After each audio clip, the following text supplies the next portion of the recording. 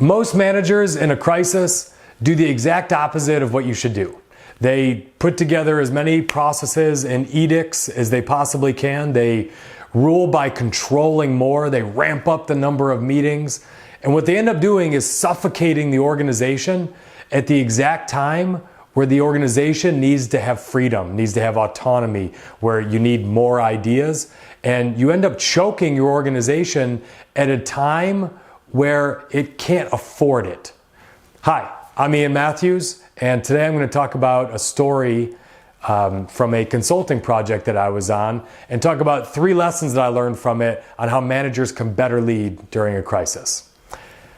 Right out of college, I worked for General Electric, and like most aspiring kids working for General Electric coming into that organization, you had to get certified with Six Sigma. Jack Welch was our CEO, and Six Sigma was one of his top 2 or 3 priorities. This thing was his baby. He devoted chapters to it in his books. And to get promoted up through Six Sigma, it's karate-like. It's like martial arts. There's belts, right? You start with a green belt.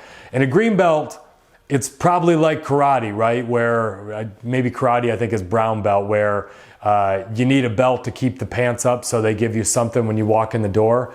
Green belt, you basically just needed to sign your name on some project that someone else did, and you get a green belt. But then it moved up from there. There were various belts you could get. There's a black belt. There was a master black belt.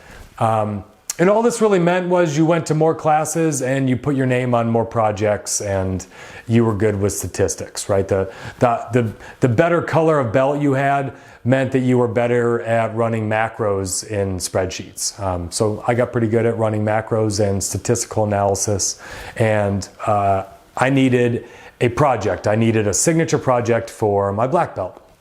And at the time, GE had become so synonymous with Six Sigma, even though Motorola is really who created Six Sigma, which is just a process by which you make your company more efficient. And so what GE would do was GE would sell its ability to do Six Sigma with projects to companies. They would charge 6 figures, 7 figures to big companies, where we would lend out our black belts and study some inefficient process for you and charge you for it, a fixed price. And I was 22 years old, and I was in Chicago, and I had just passed all of my classes, and some salesman had sold to a large steel mill Six Sigma study. So we were an engineering organization, and we typically did electrical engineering, power systems, controls. But this time, we told them we were going to help them increase their throughput by X%. And I was brought in as the expert quality person, which is hilarious. I think I was a year and a half out of college. Sat down with plant manager and 5 or 6 other executives from GE as we sat down in this kickoff meeting. And you could tell this plant manager was absolutely under pressure. If there was a crisis, it was his.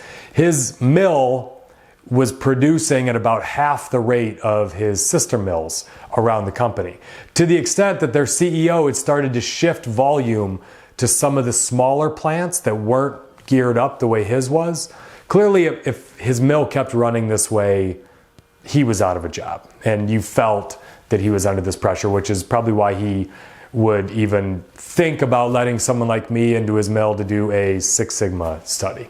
So we listened, and he brought in all of his engineers for this kickoff meeting, and they had reports this thick on everything they had studied for the line. We're going to give you all of our data. You could tell they were desperate. They were excited to hear what GE had to offer. So they gave me all of this. And their problem was on their cold finishing line. And so a cold finishing line, imagine 2 big rollers with Play-Doh, and you're feeding some steel that's thick like this, and it keeps going through rollers, and each roller it goes through, that gauge gets thinner and thinner and thinner. And so all of this are controlled by very large motors, very sophisticated electric control systems and motors that, by the way, GE was very good at, that we manufactured, that we were good at engineering with.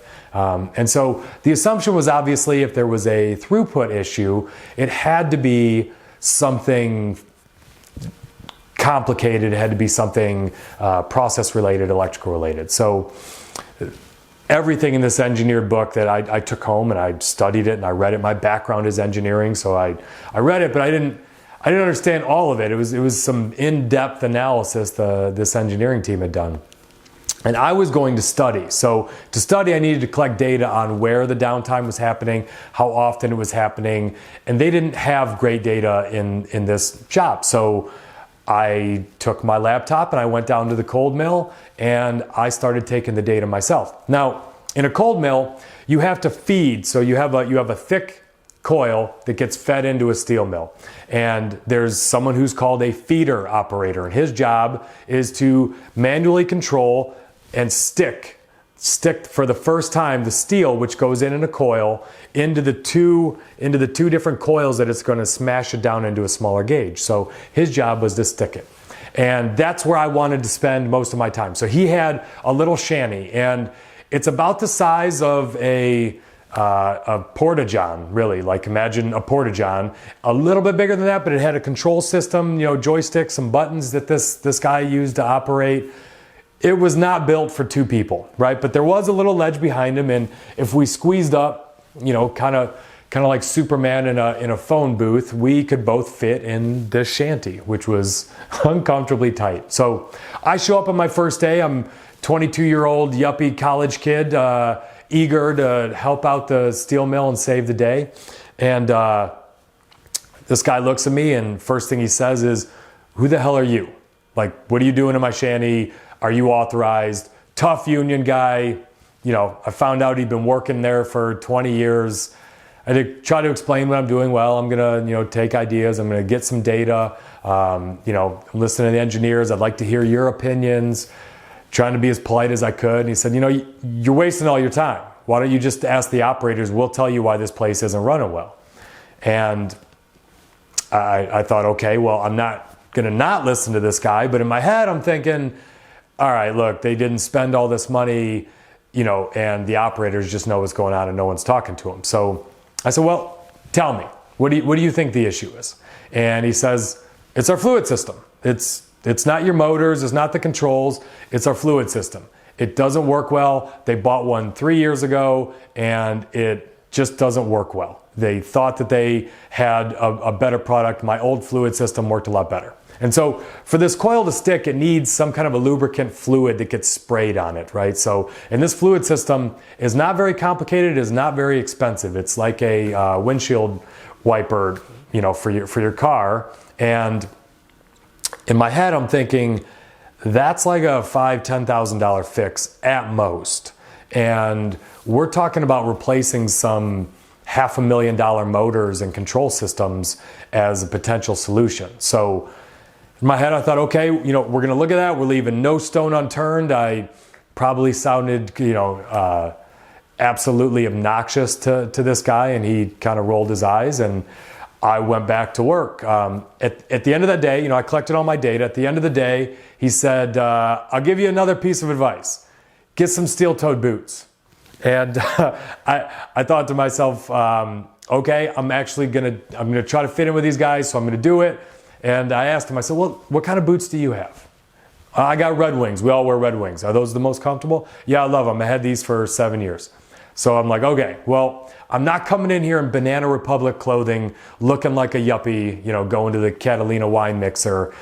Tomorrow, if I'm gonna come to the steel mill, I need to blend in with these guys.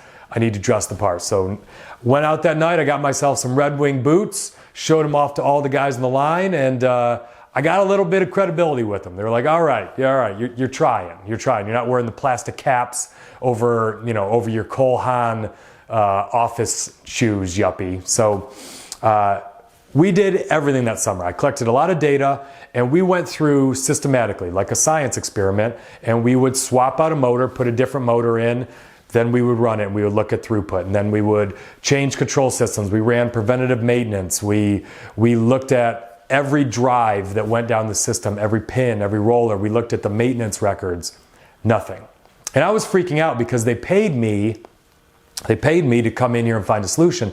I've been there 3 months, sweating my butt off in this feeder shanty, collecting data, and everything we have tried had done nothing better, right? The throughput wasn't a lot better. So, I'm at my wit's end, and I'm kind of making friends with this operator who found the whole thing was humorous because it was turning out exactly how he told me. We were going to try all the expensive stuff, none of it was going to work, and why don't you just listen to me? So he said, look, have you tried the fluid system? I've told you about it a few times. And I said, look, I talked to the engineers. They said that this fluid system is new. And he said, you know what? They're just covering their butts because they put a crappy one in and they didn't install it right. And that's why this is down. So I had nothing to lose. I went to the engineering team and I said, look, I know you don't want to do this, but we've gone through everything. We're about to tell this plant manager that we found nothing and this isn't working, and we're kind of, all of our butts are on the line. So can we try it? And I convinced one engineer to take a little bit of downtime, put a different fluid system in. Next day I came in for a full shift. For the first time for an entire summer, we had no downtime. The coil stuck every time. And I'm talking about when this thing used to not stick, when it would get in there, it was 5-10 minutes of downtime every hour or two it was happening. So you're losing an hour, 2 hours a day for the same stupid problem. So this whole day goes by, zero downtime. Operator, the feeder operator, the guy I've been hanging out with all summer, just all grins, right? Chest puffed out, I told you so, right? And next day, same thing. Next day, same thing. Whole week goes by. Our throughput is the best it's been the entire summer. Engineers are completely irritated, right? Because they wanted something that they put in their handbook to have been the magic silver bullet. And here it was, a union guy who had the idea that they were ignoring. But the one engineer that believed in me, he felt great about it. So I got a chance to go present at the end of this. Throughput's going good. The plant manager's pretty excited. Presented all the findings. Did what any Six Sigma person would do, which was write a way too long of a report and put together 200 slides of PowerPoint that, had the plant manager falling asleep after 15 of them. But he did want to hear what worked, right? Because 100 pages of my PowerPoint is here's what didn't work. Here's what we eliminated that you don't need to worry about. But throughput was already great. So he said, well, what worked? And I said, well, actually, it was a very cheap, fix. This $5,000 or $10,000 fix. It was the fluid system. And he was like, fluid system? We just put a new one in a couple of years ago. I said, yep, it apparently wasn't that good. And my next slide had a picture of the operator who gave me the idea. And I said, I can't take credit for this. On day one, before I took any data, this operator told me this was the problem. And the next slide was the engineer who didn't care that he was coming out and saying that he put a bad fluid system in that helped me install the other. So I said, here's the two people that did it. I can't say that I'm the solution. I think these guys should get some credit. And to that plant manager's credit, the next day he had a meeting with his engineering team, a bunch of the supervisors from the union, and a couple of the operators. He asked those two guys to stand up in the meeting, and he asked everyone to give him a round of applause. And told everyone, these guys are responsible for our throughput going through the roof. Everyone gave him a big round of applause. You could see on their faces they were excited. And I think the plant manager ended up giving both of them a little bonus, he gave they were paid differently, so he had to do it in different ways, but each of them got some monetary out of it. And it was a really neat moment of leadership because this mill, the engineers hated the union hated the engineers. To the point that the engineers, when they built this analysis, this binder that I had, they had done it almost largely without talking to anyone in the union and almost spending no time on the line. They were doing most of this in their office, not even coming down to talk to them. And it wasn't as if the union was very welcoming. They made it pretty uncomfortable for anyone, just like they did me when I first started, anyone that came down there. And so I got asked to do some follow-up studies. And the next week when I showed up, the coolest thing happened. Operators from different areas of the mill, not the guy that I had been working with, started coming over to me and giving me their ideas. One guy had a notebook of ideas that he had been writing down for years, and he wanted to go through all of them with me. It was to the point where it was overwhelming. I had to actually start, for a week, I had to set up meetings with all of the union guys that wanted to give me ideas on how to make the plant run better. And it struck me as such an opportunity missed for that plant manager, that a 22-year-old kid that didn't really know what he was talking about had to be the one to draw some of that out. And I really didn't do anything. The only reason I listened to everyone in the first place is because I didn't know what I was talking about. The only alternative I had was to listen to the union and the engineers to figure out what the solution was. And I learned some big things here, and any leader can learn this in a crisis. The first thing I would say is you don't have to have the answers, and it's not important that you come up with them. So ask questions of everybody. And in a crisis, the people closest to the fire are the ones that usually have the answers, right? If you want to know about a burning building, ask the first firefighters that ran in, right? That ran in with their axes. Where's the fire? Where's the heat? What's safe? What's not safe? Same with the military, right? When you're at war, you give more authority, more freedom to the people on the front line that are fighting the war. You don't put more bureaucracy on them. You don't make them get on the phone when they're being shot at to call and ask. You trust that they're going to come up with, the best game plan that they can while they're there. And so in a crisis, the last thing you want to do is try to come up with all the ideas yourself. Gather your people, listen to them. And the second thing that goes along with that, you can't just listen to be a good leader. If you don't have the courage to go act on things that your team are going to tell you, don't ask them what to do in the first place. Don't bother going out there and then not doing anything. This operator had been complaining to anyone that would listen to him about this issue, and no one did anything, right? So this problem never needed to even happen. It was egos that kept this steel mill from running the way it should have. And the third thing I would say is that if you have silos building within your organization, and the third thing I would say, if you have silos building within your organization, right? In this situation, engineering hated the union hated engineering, management didn't so much like the front line. There were silos everywhere. It's probably your fault as a manager, right? And in every organization I've been in, when I've seen infighting, usually if you look to the executive in charge of that business, it's their fault, right? And right now we're in a crisis. So the CFO, the controller, the finance manager, he or she has very different goals and concerns and stresses than a sales manager or an operations manager, right? The finance manager is trying to survive.